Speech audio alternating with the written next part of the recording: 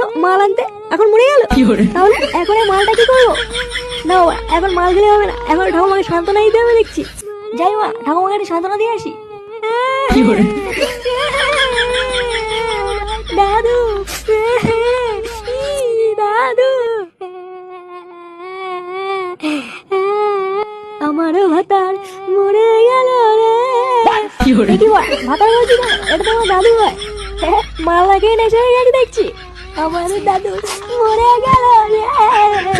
ও দাদু গো, আমায় ছেড়ে যেও না গো দাদু। আরে একটা সারা ভাঙা গান হয়ে গেল মনে হচ্ছে। এটা কি তা বলছো রে?